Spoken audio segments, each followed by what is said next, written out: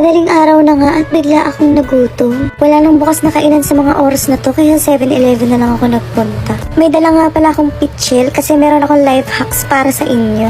At nakita ko pa nga yung kumari ko. Nag-i-slurpee pa, madaling araw na. Close na close kami talaga niyan. Nakita niyo naman yung ngiti sa akin. At ubos na pala yung kanin nila kaya naisip ko, inumin na lang ang bibilin ko. Not available din yung mga soft drinks kaya naisip ko, cucumber na lang iinumin ko. Yung matitira ko kasi pwede ko pang haluan bukas ng gin. Mga mare, masarap tong cucumber sa gin, na-try ko na to.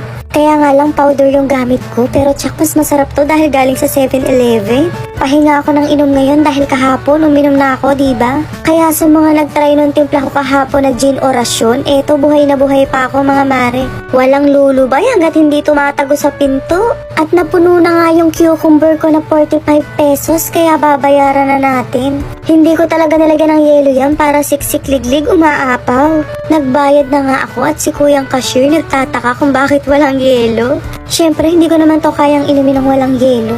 Kaya ipapakita ko na ang life hacks ko para sa inyo. Babala, tanging makakapal lang ang mukha ang makakagawa. At eto na nga yung purpose ng pitchil ko. Masyado nang madami exposure tong green na pitchil ko, ha?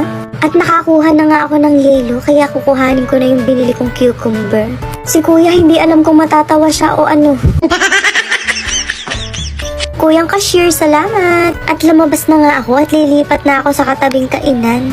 Etong kumari ko nandito pa rin sa labas. Mari, mag-ingat ka't usong-uso ngayon dito sa atin sa Bulacan nang nawawala. At lumakad na nga ako papunta dito sa Minute Burger. Dito na lang ako kakain. Nung dumaan kasi ako kanina, naamoy ko yung burger nila, parang masarap. Sana naman hindi ako mabiktima ng unang kagat, tinapay agad. At ang napili ko nga orderin yung buy one take one na burger nila. Dito na lang din ako kumain dahil gutom na talaga ako. At eto na nga, titikman ko na yung burger nila. Unang kagat, pati agad.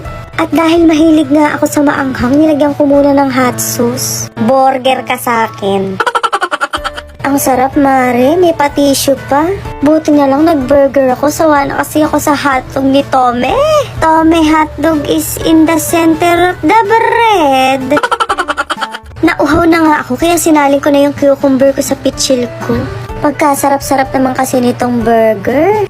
Tome, burger is spicy burger? Hindi na mawala-wala sa isip ko si May Tome. Yummy hotdog? My Tome hotdog is spicy? Ang sarap-sarap nga ng kain ko dito. Hindi ko namamalayan anong oras na pala. Nung naubos ko na nga yung burger ko, umuwi na ako.